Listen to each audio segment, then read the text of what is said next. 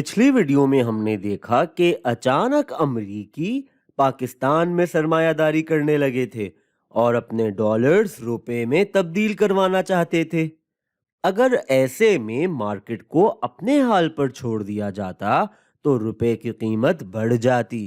लेकिन पाकिस्तान का मरकजी बैंक नहीं चाहता था कि रुपए की कीमतों में उतार चढ़ाव हो, तो उसने रुपए छापकर डॉलर खरीदना शुरू कर दिए। यानी डॉलर की उतनी ही डिमांड बढ़ा दी जितनी के रुपए की बढ़ी थी।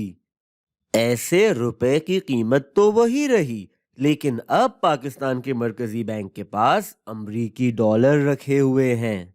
अब अगर ऐसा हो जाए कि डॉलर्स की रुपए की निस्बत से डिमांड बढ़ जाए, तो ऐसे में मरकजी बैंक कीमतों की तब्दीली को रोकने के लिए क्या इकदामात लेगा? अब हम कहते हैं कि ऐसा कुछ होता है कि पाकिस्तान में अपना बेतहाशा पैसा लगाने के थोड़े वक्त बाद अमरीकियों को लगने लगता है कि यहाँ तो वो मुनाफा नहीं मिल रहा जिसकी उन्हें तवक्को थी, और अब वो तेजी से अपना सरमाया वापस अमरीका ले जाना शुरू करते हैं। ऐसे में वो पाकिस्तान में लगा हुआ उनका रुपया अब मार्केट में ले आएंगे ताकि उसे डॉलर में तब्दील करवाकर वापस अमेरिका ले जाया जा सके। अब रुपए खरीदने वाले बहुत कम और बेचने वाले बहुत ज्यादा हो गए हैं। ऐसे में अगर मार्केट को अपने हाल पर छोड़ दिया जाए तो एक झटके से रुपए की कीमत नीचे आ जाएगी। यानी हर रुपए पर अब $1 नहीं बल्कि शायद आधा डॉलर मिल रहा हो। अब अगर पाकिस्तान जरूरी चीजें बाहर से मंगवाता है यानी इंपोर्ट करता है तो उनकी कीमत दुगनी हो जाएगी और आबादी में एक बहुत बड़ा अलमिया पैदा हो जाने का खदशा होगा।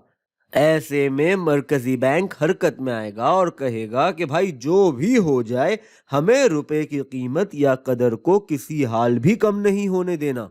और वो अपने ज़खायर में रखे डॉलर्स को अब बाहर निकाल लेंगे और कहेंगे कि वो वक्त आ गया है जब इनका सही इस्तेमाल किया जाए। हाँ, अब मरकजी बैंक मार्केट जाकर इन डॉलर्स को बेचने लगेगा, यानी डॉलर्स के बदले में रुपया डिमांड करने लगेगा।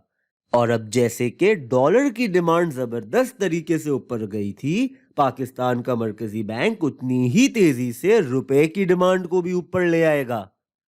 असल दुनिया में देखने वाली बात यह होती है कि किसी भी मरकजी बैंक के पास एक हद तक ही दूसरे मुल्कों की करेंसी के ज़खायर यानी फॉरेन एक्सचेंज रिजर्व्स रखे होते हैं, और अगर मुल्क की करेंसी पर बहुत जबरदस्त दबाव हो तो हो सकता है कि मरकजी बैंक एक हद तक ही अपने मुल्क की करेंसी की कीमत को नीचे आने से रोक सके।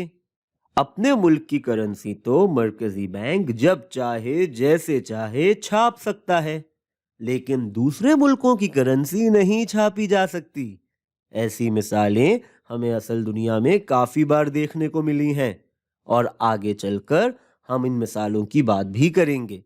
और इन सारे हालात का इस्तेमाल सट्टेबाज किस तरह करते हैं ये भी हम आगे चलकर देखेंगे, क्योंकि करेंसी की मार्केट में अभी भी बहुत दो नंबरी, फ्रॉड और चालबाजी देखने को मिलती है, और आलमी मईशत के करता धरता अक्सर सर पकड़कर बैठे होते हैं कि इन सब चीजों को कैसे काबू में लाया जाए।